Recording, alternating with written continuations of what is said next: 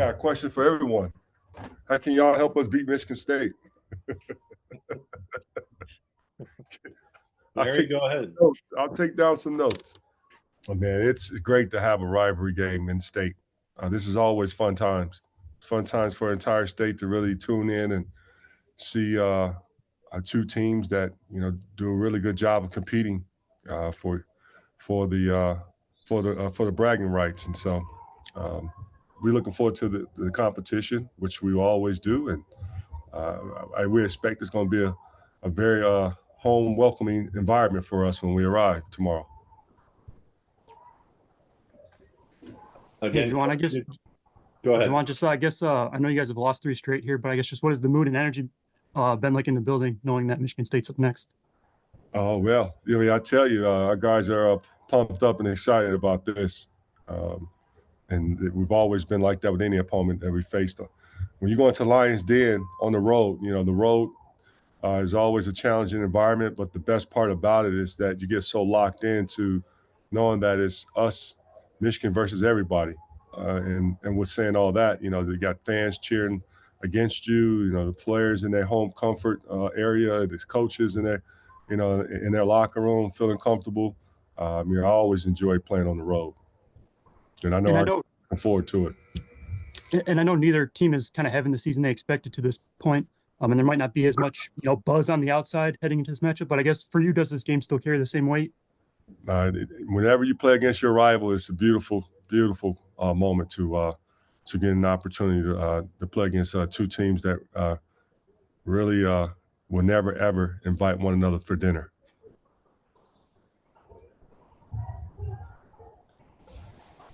Yeah, hey, Juwan, I'm just checking in for an update on Doug McDaniel, if you were maybe expecting him for the road or if everything is still the same with him. Tony, has nothing changed. What you know what road is. I mean, you've seen the reports. Yes, no, I know. I thought so, but just wanted to check. What makes this different?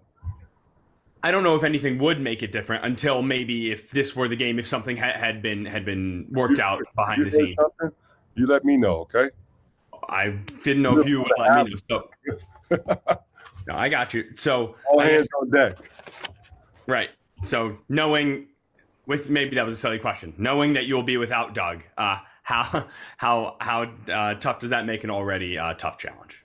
We don't look at who we don't have. We get locked in on the guys who's going to put that jersey on, and with everyone that's going to be available, we trust that those guys can give us the best chance to win. Juwan, I got a question about a guy who did come back last game, Trey Jackson, but then he didn't play in the second half. I don't know if that was just, your decision, flow of the game, or if he's still working his way back. So, Trey is still working his way back. But, the flow of the game is, we had a hell of a thing going on, a good run with Jason Will in there. And they played extremely well with the amount of points that we scored with the two of them in the game. I think we had scored like 12 to 14 points. And then when they got subbed out the game, that's when the scoring drought ended because I inserted all the starters with 8 minutes to go, and we couldn't score after that. So it was tough to bring Trey in. But he's available to go. Thanks. Hey, Juwan, how are you?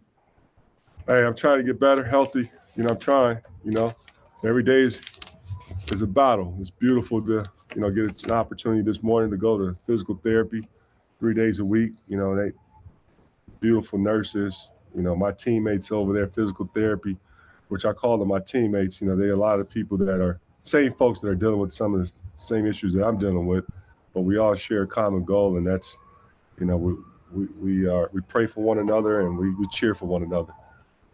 All right, and now a basketball question. As you mentioned, a lot of people will be tuning in now that the football program is settled, and now that the Lions are done, more people are going to be watching your team. How would you describe kind of the state of your team at this point, snapshot?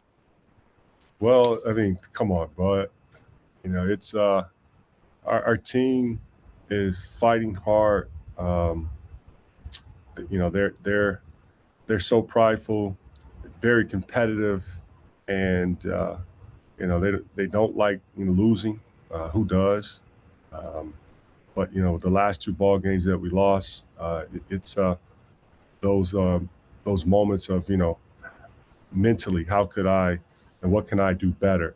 And I love hearing that from our guys. That has been the mindset instead of the finger pointing or divide as far as it's this guy fault or that guy fault, or I'm not getting enough shots, I'm not getting enough minutes. We have guys that are all dialed in to being all in and trying to figure out solutions, and that's the beauty of coaching this group. And so my staff and I will continue to keep leading, continue to keep growing and teaching our group, and we're going to continue to keep competing game after game. But we always want to be on that winning side. It's nothing like it.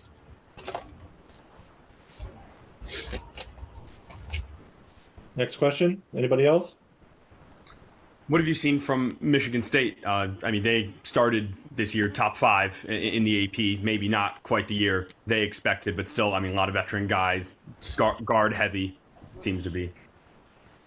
Well, I see a team that is scrapping and clawing like us. And, I also expected, that Michigan State is, with some of the disappointment they've had, every day Tom Izzo and his staff is rallying the troops and teaching and growing them day by day. So I expect, that Michigan State will continue to keep competing to the end because, with Tom being Tom and, Hall of Fame coach, that's all I expect.